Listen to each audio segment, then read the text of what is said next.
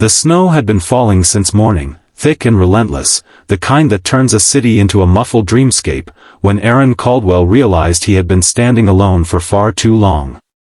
The cafe window behind him glowed with warmth and laughter, while his phone screen stayed dark in his hand, no messages, no explanations, just silence pressing heavier than the winter air. This was supposed to be the day everything changed, the day he finally believed that hope could show up on time. Instead, it felt like the world had decided to test how much disappointment one person could quietly carry. Before the story goes any further, take a moment right now. If you believe in kindness, in second chances, and in the idea that even the coldest days can hold unexpected warmth, please like this video, comment your thoughts, share it with someone who needs a little hope, and subscribe to the channel, Kindness Journal. Your support keeps stories like this alive. It was early afternoon, the pale winter sun fighting its way through low clouds, and Aaron had chosen the table by the window hours earlier, convinced the light would make the moment feel cinematic. He had planned every detail of this date with a careful optimism he rarely allowed himself. The cafe was small and familiar, the kind of place where the smell of fresh bread mixed with roasted coffee beans, where the hum of conversations made loneliness easier to hide. He had dressed with intention, a clean coat, gloves he barely used, hair fixed twice before leaving his apartment. He kept checking the time, telling himself that delays happened, that people ran late, that patience was a virtue he was finally learning. But as the minutes stretched and the snow piled higher on the sidewalks, a familiar ache settled into his chest, one he knew too well. Aaron wasn't a man who expected much from life anymore. At 34, he had learned to lower his hopes just enough to avoid constant disappointment. His work repairing old buildings paid the bills but rarely the soul, and his evenings were often spent alone, scrolling through memories of what might have been. This date mattered because it represented something fragile he had almost stopped believing in. It was a promise of connection, of being seen, of starting again after years of quiet isolation. As the cafe clock ticked past the hour, he felt foolish for imagining more.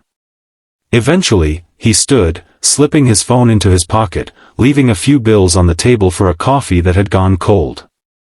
Outside, daylight reflected off the snow so brightly it hurt his eyes. Cars crawled along the street, tires hissing through slush, and people hurried past with their heads down, each wrapped in their own urgency. Aaron pulled his coat tighter, telling himself this was just another lesson in lowered expectations. He started walking without a destination, letting the rhythm of his steps numb the sting of rejection. That was when he saw her. Near the bus stop, half hidden by a bare tree-dusted white, a woman sat on a bench, shoulders shaking, her face buried in her hands.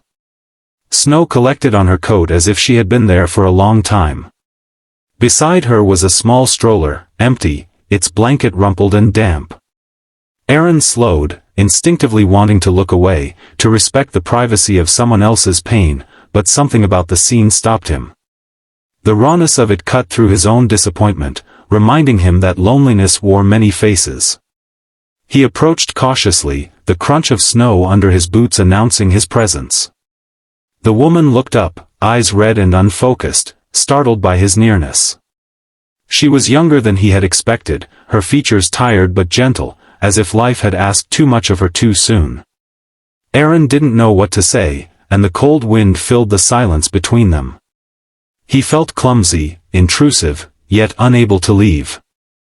He offered her his scarf without thinking, holding it out like a peace offering. She hesitated, then took it, wrapping it around her neck with trembling hands. Gratitude flickered across her face, quickly followed by embarrassment. Aaron sat at the far end of the bench, leaving space, his presence quiet and steady. The city moved around them, but for a moment, time seemed to slow. The woman eventually spoke, her words uneven, explaining without being asked that her name was Mireya Solis, that she had been trying to get to a shelter across town after missing her morning bus, that her phone had died hours ago. Her child, a little boy named Tomas, was safe inside the shelter already, dropped off earlier by a neighbor when the storm worsened. She had stayed behind, trying to catch another bus, hoping her phone would somehow come back to life. When it didn't, the weight of the day had finally crushed her resolve. Aaron listened, really listened, in a way he hadn't done for anyone in a long time. He felt his own pain shrink in the presence of hers, not because it disappeared, but because it found perspective. Without making a show of it, he suggested they walk to a nearby diner he knew, a place warmer and brighter than the cold bench. Mireya hesitated, wary of strangers, and kindness offered too freely, but the snow kept falling, and exhaustion won. Inside the diner, daylight poured through wide windows, reflecting off chrome surfaces and checkered floors. The warmth was immediate, wrapping around them like forgiveness. Aaron ordered soup and bread, insisting gently when Mireya tried to refuse. They sat across from each other, steam rising between them, the simple act of eating grounding them both. As color slowly returned to her face, Mireya shared more of her story, about moving to the city after a failed marriage, about working 2 jobs and still falling behind, about loving her son fiercely while constantly fearing she wasn't enough. Aaron didn't offer solutions or platitudes. He shared pieces of his own life instead, how he had once believed he was meant for something more, how disappointment had taught him to expect less, how today had been another reminder of that lesson. Their stories intertwined quietly, 2 strangers finding relief in mutual understanding.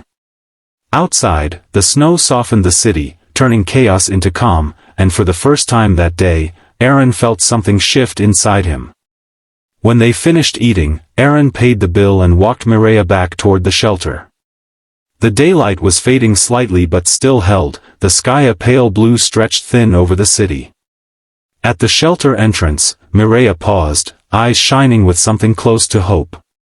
She thanked him with a sincerity that made Aaron uncomfortable and grateful all at once. As she disappeared inside, scarf still wrapped around her neck, Aaron stood alone again, but the loneliness felt different now, lighter, as if it had been shared and therefore lessened. He started the walk home, hands in his pockets, snow crunching underfoot. His phone vibrated suddenly, startling him. A message from the woman who hadn't shown up appeared on the screen, a brief apology filled with excuses and explanations that felt hollow now. Aaron read it once, then slipped the phone back into his pocket without replying. He realized he wasn't angry. He wasn't even disappointed anymore. The day had already given him something far more meaningful than the date he had imagined. As he walked, Aaron thought about the quiet power of being present, about how easily lives could intersect and change course. He considered how close he had come to walking past that bench, choosing his own sadness over someone else's need. The realization settled deeply, reshaping something fundamental within him. He understood then that kindness didn't always arrive as a grand gesture or a planned moment. Sometimes it appeared uninvited, in the middle of a ruined afternoon, asking only that you stop and notice. Days turned into weeks, and winter slowly loosened its grip on the city. Aaron found himself volunteering at the shelter on his days off, repairing broken shelves, fixing doors, offering his hands where they were needed. He saw Mireya and Tomas often, their smiles familiar and grounding. The work didn't erase his loneliness, but it transformed it into something useful, something that connected him to others rather than isolating him further. One bright afternoon, sunlight glinting off melting snow, Aaron realized that his life had quietly shifted direction. Not because someone finally showed up on time, but because he had. He had shown up for a stranger in the snow, and in doing so, had found a version of himself he respected. The memory of that missed date faded, replaced by something warmer and more enduring. If this story is touching your heart right now, if it's reminding you of moments when kindness changed everything, please take a second to engage with this video. Your likes, comments, and shares help spread these stories further than you might imagine. And just before we end, here's a small request. Please comment the word hope below if you believe that even the coldest, most disappointing days can lead to unexpected warmth. Because sometimes, the dream we're waiting for doesn't arrive the way we expect. Sometimes it shows up as a chance to care, to listen, to act. And when we do, everything changes.